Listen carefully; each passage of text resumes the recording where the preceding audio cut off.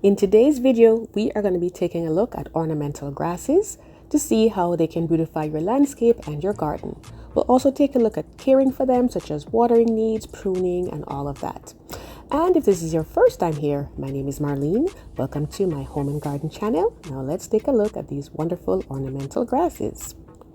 So grasses belong to the family Poaceae and they are very drought tolerant. They come in different shapes and sizes, and they are perennials in some cases they're annuals. Not to be confused with your lawn grass that we typically have, like those right there. There are different types that belong to this group, such as bamboo, which is quite surprising. They're quite large, as you can see there. We also have plants like sugar cane, that's a part of the grass family, and this is how they're sold sometimes in some of the international markets. Also, along with that, we have another one, which would be corn, and corn is also one that is belong to the grass family. The part that we eat is a female flower that's been fertilized to produce the corn that we eat, and the male flowers are normally at the top. Now, what happens with grass is that they are wind pollinated. As you can see, the little flowers right there. You will not see any petals on them, and the reason is they are pollinated by the wind, unlike these other flowers that are pollinated by insects and other animals. So they actually need bright colored petals, or even white ones for the ones that pollinate at night, but they attract these animals in. Sometimes most of them will have nectar, and they come for the nectar, and as they move from one plant to the other, they're going to be fertilizing, the next one.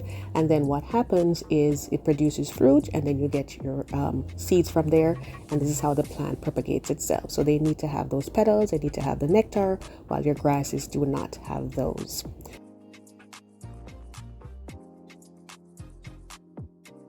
Now, there are some plants that look like grasses, but they're not. For example, this is mondo grass right here. But as you can see, it actually produces flowers. They are tiny, but nevertheless, you may have some ants coming on there, smaller types of insects that will still help this plant to pollinate itself. There are also things like your weeds right here, like a crabgrass, which can be such a pest in the garden sometimes. And I'll link this tool for you in the video as well in the description box in case you wanted to get one of those, but they are also part of that family. Now bear in mind that grasses, they like 6 or more hours of sunlight per day, so bear that in mind when you're putting them in their particular locations. Now this is bamboo right here, and bamboo, it is the largest grass. Bear in mind though, guys, it can be very, very invasive. It really will take over. So if say you're wanting to have a privacy area in your yard, you need to have a lot of space because they spread by rhizomes, and when those pop up, sometimes they'll even burst containers if they're in a container just to get out. And because this plant is so fast growing, they use it for so many things. It's said to be eco-friendly. So you'll see a lot of things made from bamboo. You may see things that you use in your kitchen, your utensils, cutting boards. You may see furniture made from there. You may see tiles, flooring made from there. You may even, in some cases, see fabric that's made from bamboo. There are so many things that they do. So it's a good one, but not for everyone. Next thing we move on to is Pampas grass. And as you can see, the Pampas grass, it is quite beautiful. And most grasses, they typically bloom, I would say, midsummer to fall. You'll see them blooming at that time.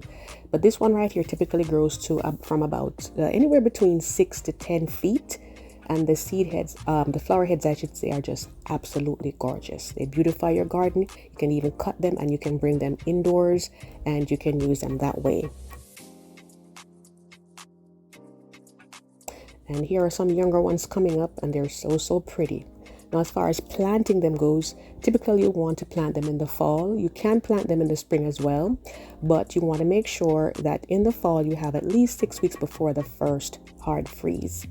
And you can do it in the springtime as well if you like, but they come up a little bit better in the fall because they get more time to establish themselves, and they'll come up back in the spring, and they'll be ready to get off, as opposed to one that you're just now putting in the ground.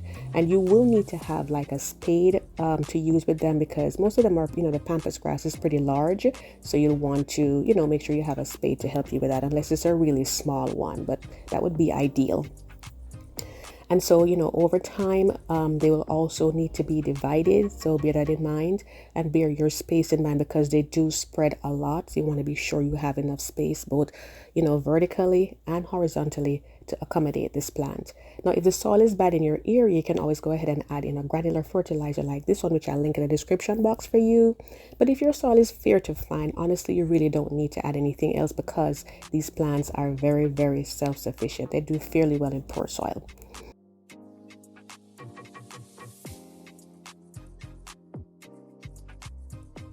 Over here is another type. This one is a zebra grass actually, and it belongs to that large family called miscanthus, the miscanthus varieties.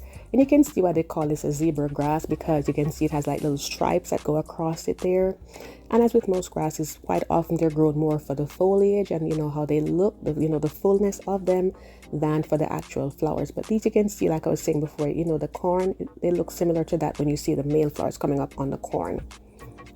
And this is to show an example here of how you can use them. This one is not one of the zebra ones. It just has the solid green leaves, but just to show you how pretty it is in the landscape. Now, if you are going to put it with other flowers, you'll want to be sure that they're flowers that can take, they're drought tolerant. They need a reasonable amount of water, but not too much. So these right here, we have some coleus, which can handle the heat. They love sun, as well as the vinca there. You can also pair them with like the limelight hydrangeas, because these tend to handle the heat a little bit more than the other types of hydrangeas. Now, when you're going to be planting them, and this is for any of the grasses, be sure that the container you get them in, the space is at least twice as wide, and the depth is at least matching to the depth of what is in the container, so they have enough room to be covered and to spread out as well. Now, as time goes by, you'll see that, they're going to spread and get really wide, so you'll need to divide them. After a few years, that's typically the case. And sometimes the middle may get hollow if they really, really need to be divided. And you just reach in and you go ahead and take your spade and put it down in the center and just ease it out. Of course, the soil needs to be wet first when you're going to be doing that. And then once you do it, you can put them somewhere else, where you'd want them to grow. You can give them to a friend or to a neighbor. Now, as far as cutting them back, you'll need to prune them back in the late winter or early spring before they start springing up. That's the perfect time to get them, because when you do that, they come up fresh, they have a lot of air to breathe, and they will do so much better. Now, here's another one that belongs to the similar family, Maiden grass. It is so pretty, and this one, I just love how it moves in the breeze. If this never ever blooms, I would still be perfectly fine with it, because it just looks so good and it's just so green. Even, in dry conditions, it still has that beautiful green color, and I just love the texture. You can tell me what you think about this one. And this is what it looks like close up right here. You can see how they look, and they're all bright and green. It's not showing as much right now because the sun is kind of coming in on it. And I just wanted to pause for a moment to say that if you do love gardening and you want to follow along with my gardening tours, tips, and topics, or even indoor plants, be sure to hit the subscribe button and tap the notification bell twice so you never miss an upload. Now let's take a look at the next one. This right here, this is cloudgrass, and as the name suggests, it looks just like some clouds in the sky, like some wispy clouds. Very, very dreamy, very, very beautiful. I love them. As you can see, they have paired them with some succulents right here, and that's because they have similar watering needs, and that's typically what you want to bear in mind when you're putting these ornamental grasses down. But I just think it's so fall-like. You could see this, like with nice, scarecrows and stuff like that in your yard, and it would look so pretty. Next, we come to fountain grass, and this one is actually a perennial. Bear in mind, most grasses, though, apart from these, they typically are growing in zones 9 through, they're cold hardy in zones 9 through 5. But this is a beautiful fountain grass right here. You can see the flowers that we spoke about before, how beautiful they look. And again, great for the foliage, great for the flowers, and they make such great additions. Similar situation, you'd want to plant them in the fall, but you can plant them in the spring, especially since these are annuals. You may prefer to plant them at that time. But just to show in this flower bed how gorgeous they are with these other flowers, these are some patience right here, and another chartreuse plant right there, and they both like the sun, so it works out pretty well for them right there. And of course, they come in different sizes. So let's say you wanted to get one that's smaller, you can actually get a smaller one, and that way you can spend less if that's what you're going for. You can put more in your landscape or like different pots in different areas of your garden. So just go ahead and take a look around your garden center and see what they have and see how the prices go. But they're pretty versatile. You can do so many things with them. And there's also not just the purple fountain grass, but there's also the green one as well. And I think they're pretty beautiful as well too. You can see how they look. It's like they almost look like a bottle brush, you know, the flowers that come off. They're just so pretty. And that cascading feeling is just so relaxing. You can see that these were for $16.98. But with most of them, whenever you visit your garden center, they have different sizes. So if you're not able to, you know, get that size, you can always get something smaller. And these are some miniature ones right here. Similar fountain grass, but these are a little bit smaller. You know, if you're, you know, getting smaller containers, they're great like for balcony gardens, you know, for porches that are sunny. So, you know, just so many of, you know, these options that you have for these wonderful plants. And then next now we come on to sedge, and this is another one, pretty chartreuse color. I love the color that this one has. And these don't grow too tall, usually maybe about a 1.5 feet or so, you know, at the most. And they're pretty. And just to show you some smaller grasses, to give you some examples of how they can be used, you can see these right here, that these are paired with some white vinca, the little polka dot ones with the pink in the center, but you can use any other type that you like. And again, you know, vinca likes the sun, so it makes a perfect combination for it right there. And you can always trim them back a little bit too if you want to neaten it up a little bit. And over here's another one. This was at a church of a friend that we visited, and you can see how they're pairing right there, and they use the red one in this case. So it just depends on the look that you're going for, how you're going to compare them. And I also just wanted to mention fever grass, even though we typically don't grow these for beauty per se, and it is really good. You know, it has great medicinal properties, and I'll link my previous video where we talked about growing medicinal plants, you know, and things for food as well. So I'll link it at the end. You can always check it out if you like. So let's just go over a few things, and just to bear in mind that you can plant them with flowers that are able to tolerate heat, able to tolerate the sun. You can use them in various ways in your landscape. You will need to divide them, you know, after a few years have passed, if it's a larger type, so bear that in mind. And you can mix and match them in containers. You can use them in flower beds. It just depends. And you typically want to plant those usually I'd say in the fall, but you can plant them in the spring if you want. Fountain grass, yes, springtime, but the other ones preferably fall.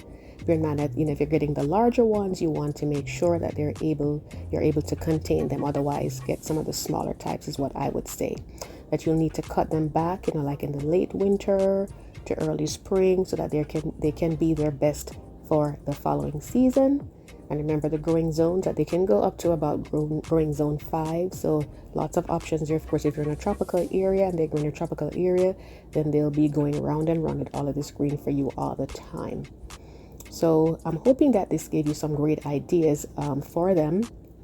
And you know how they propagate. Bear in mind, so they can also propagate by seeds. It doesn't necessarily have to be, you can buy seeds and plant them, but it's going to take a longer time for that to come up.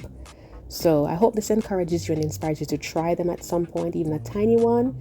And I wanted to leave you with my little hummingbird friend, because he's getting ready to, the next few weeks or so, to fly south. So this is a good time to put your feeders out, because some of the flowers are faded and they need nectar to make them strong, so they can fly all the way back down, way down south, Mexico, or wherever else they go. So I do want to thank you so much for watching, and I do hope to see you in the next video. Take care.